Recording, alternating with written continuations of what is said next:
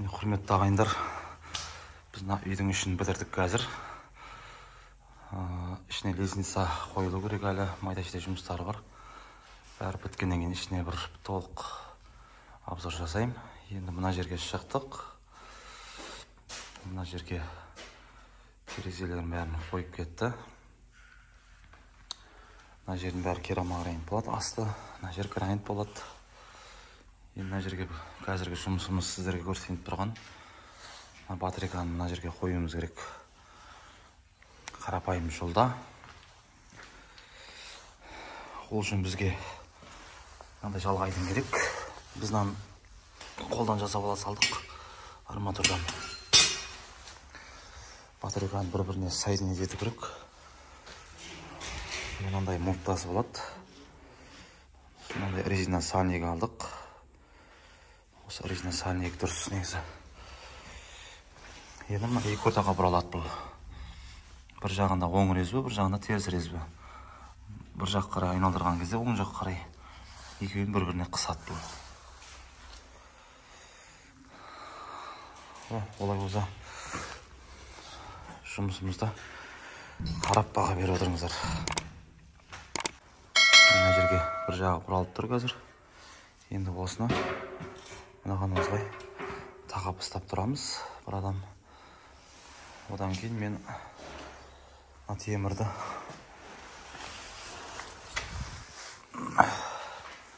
ішіне осылай салып жүрем.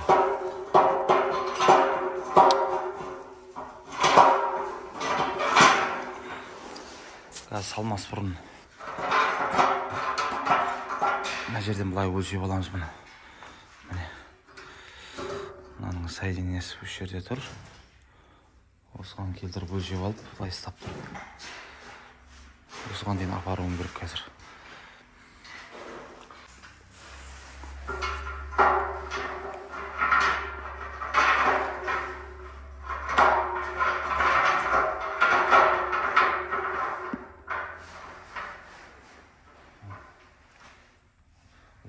Ана жер уже қысып тұрсың ба?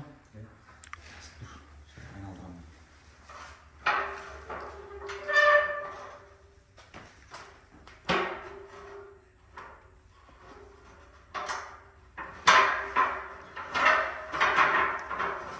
Айналдырамын.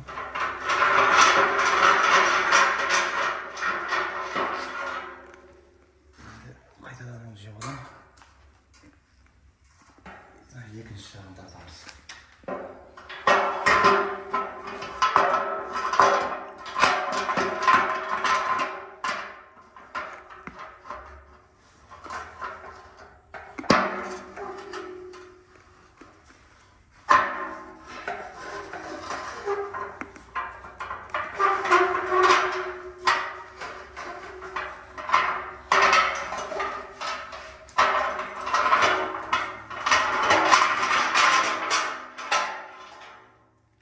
Екі жағын алма кезек. Бір жағын бірден қысып тастауға болмайды.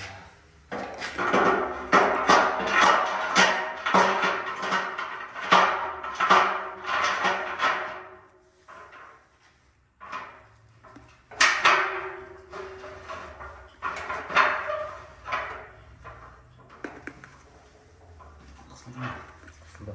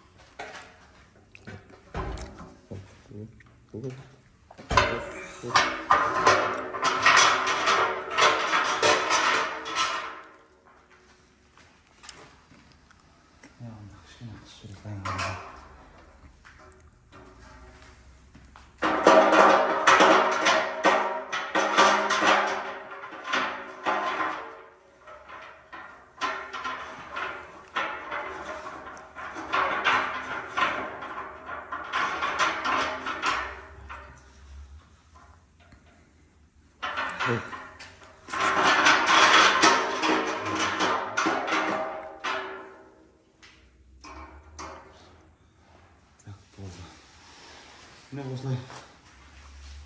жалғасып жүргенде де қарай. Мынаны екеуін жалғаймыз қыстағыда.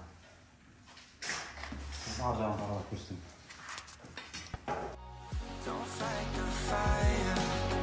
Too much too fast to burn us out. We walk the wire, love. Don't make me read your mind. I know it. Learn to trust, learn to trust. It's never enough, never enough. Burning me up, burning me up. I won't fall when I'm picking you up. Of my hand. Ne mына жерде төртеуін жалғап қойдық.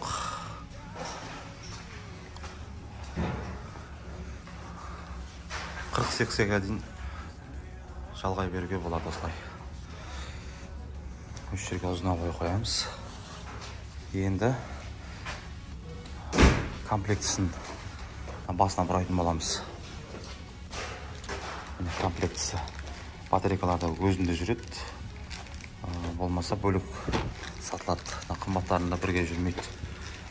Мынаның ішінде резбасы 20-лық болады, сосын 15-лік резбе болады.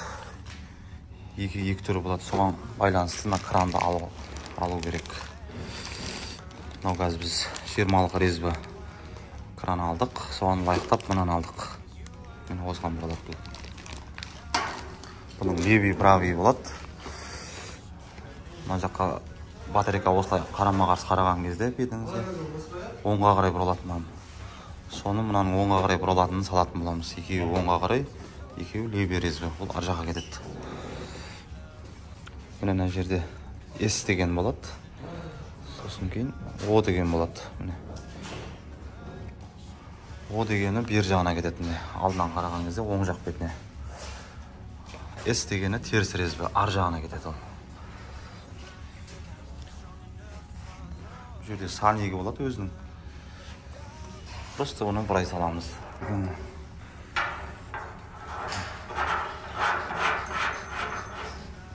Оны қатты қинап қысудың керегі жоқ. Ол менде қатты қысып қойсаңыз да тұра береді. Ол қатты қысып жіберсеңіз сальнигі шығып кетеді, сонымен су жіберіп қояды.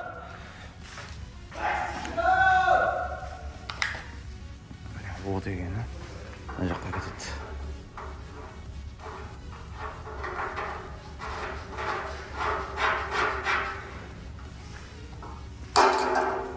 Енді мынау бұралғызылады болды.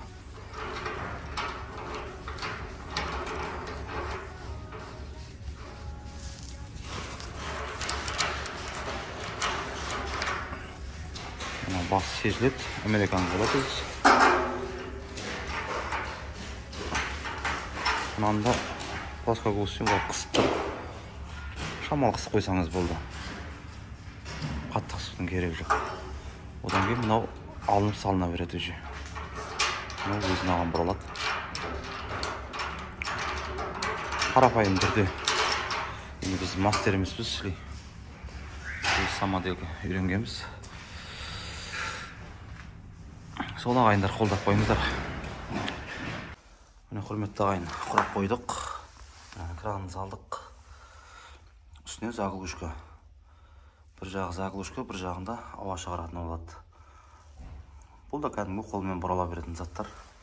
Бәрінде сальник болады. Еш нәрсе ораудың керегі жоқ. Енді мына жерге уровеньге қойып, ұстатқыштарды салып қойдық. Бесеуін салдық. Енді астына өлшеп, ары қарай тесіп қойдық. Ары қарай трубамен жібереміз. Ар жақтан мына жерге келеді болды. Үш жерге ұзын сваркілейміз. Ар жақтан біреуі бар. Шөбе соединить жасаймыз. Іштегі батарейка осылай қала береді.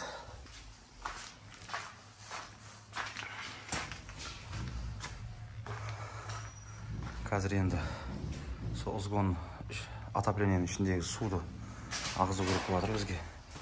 Соны ағызбасақ, соны ұзғын сваркілеп, ары қарай американкамен жалғап, пластикпен жалғап шығарамыз. Ешқандай қорқатын дүние жоқ. Түсінбеген адамға қиын болып көріне береді барлығы. Әйтпесе қарапайым нәрселер барлығы. Мынау да мысалға жаңағыдай жасап алғанымыз қолдан темір. Бұның өз базарда пәленденге тұрады, сұрасаңыздар. Оған ешқандай ненің керегі жоқ. Егер самоделкіні өз үйде жасаймын десеңіздер, осылай темірден жасайсаңыз болады жалғайтында.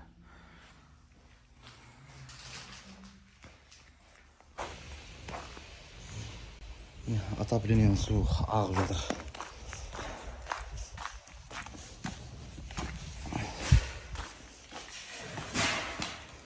Өйткені мынаны қоса алмаймыз қазір.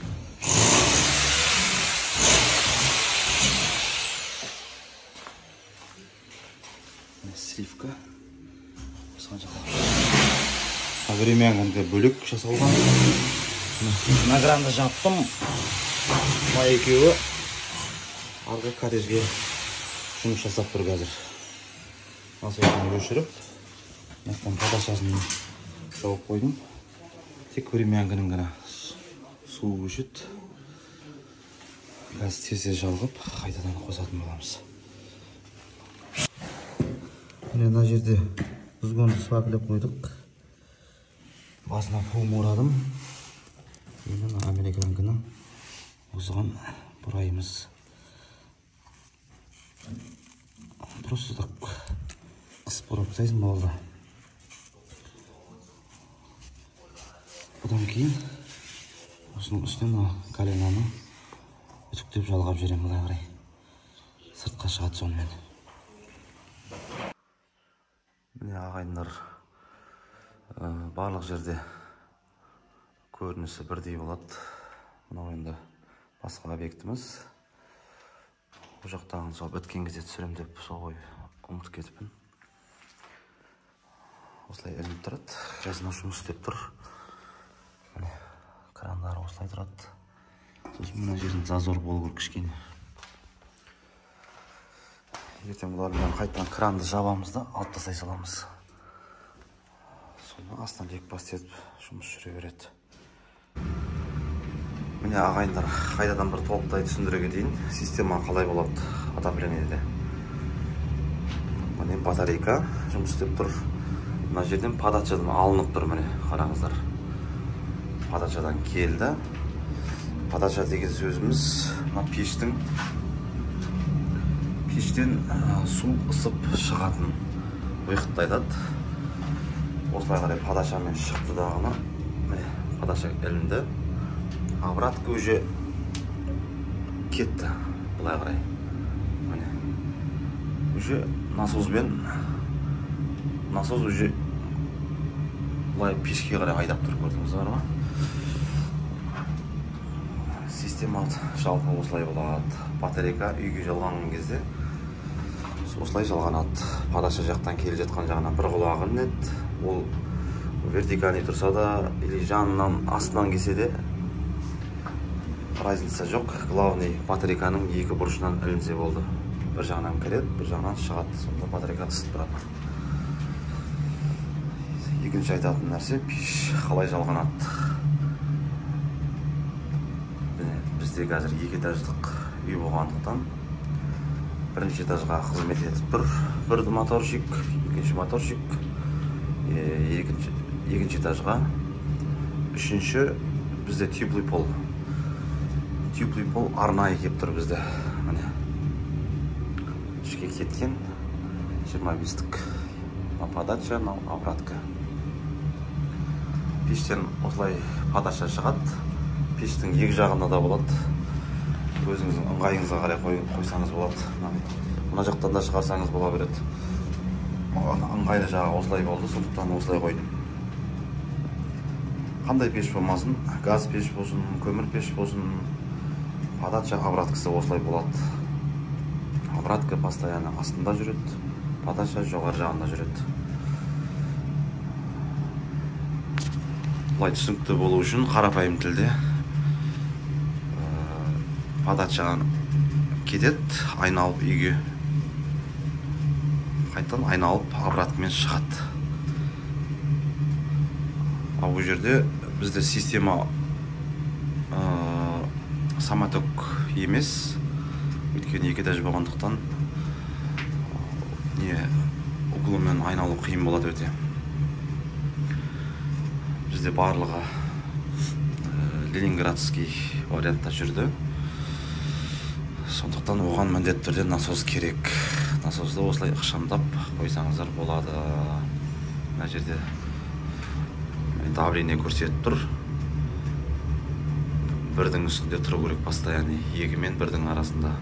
Бірден нөлге түсіп кетпеу керек. Сонда насос жақсы жұмыс жасайды. Мына жерде обратка. Обраткаде уже орнатылған. Мынау расширительный бак. Бұл жерде давление ұстайды. Осылай обраткаға жалғап қоясыз, болды. Мына жерде сливка. Бұл жерге су қақтан келеді десеңіздер, мына жер бізде теріс болғандықтан топкамыз үйдің ар жағында. Теплый полдар есіктің аузында орналасқан. Сондықтан коллекторды соға жинадық. Сол коллекторге бір жағындағы замогын шешіп, несін болдың сол жағына просто кран қойғанмен вакуумнан кеп тұрған давление су үйге кіріп тұрған. Соны шланг арқылы жалғап қойған. Кранды ашасыз, системаға су толтырады өзі полный. Жерге давление келеді. Уже өшіреміз, болды. Мына аварийный. Бұл енді қатты атмосфера көбейіп кеткен кезде трубалар, батарейкалар жарылмас үшін осы міндетті түрде подачаға қойылады бұлда. Мынау өзі ауа шығарғыш. Келген ауаны өзі қуып шығарады. Қайттан су келген кезде тоқтайды. Мына жерге де сондай қойдым. Өйткені мына жерде де ауа қалады. Подачаның жоғары жақта болып қалса, сондай жерлерге қойылатын зат. Құдай қаласа келесі объектілерді де қалай жалғаған бәрін көрсететін болам толықтай. Газпеш, Навиан пультімен жұмыс жасайды бұл. Ішінде Арестон да бар бұда. Бірақ Арестоны қолданбадық біз. Үйге алыс болды, сондықтан қолданбадық. Мына жерде 3 насосты бірге термодатчик қойған. Градусқа қойып қоясыз, болды. Свет өшіп қалған жағдайларда өзі жаңағы газ өшіп қалған жағдайда өзі өшіретін термостат ашып жауып тұрады. Газ барлығы қосылып тұр. Үшеуін тройникке қосып қойған, 3 насосды. Сосын газ пеш міндетті түрде мынандай стабилизатормен жұмыс жасау керек. Бұл жерде таза 220 вольт беріп тұрады. Тоқ азайған кезде де, күшейген кезде де осы 220-ны шығарып тұрады бір қалыпты. Өйткені бұл жерде бәрі компьютермен жұмыс жасайды, іші күйіп кетпес үшін міндетті түрде қойылатын заттар. Міне қарапайым ауылдық жерде тұрсаңыз, осылай жасағансаңыздар болады. Сау болыңыздар. Келесі видеоларда жақсы видеоларда кездескенше.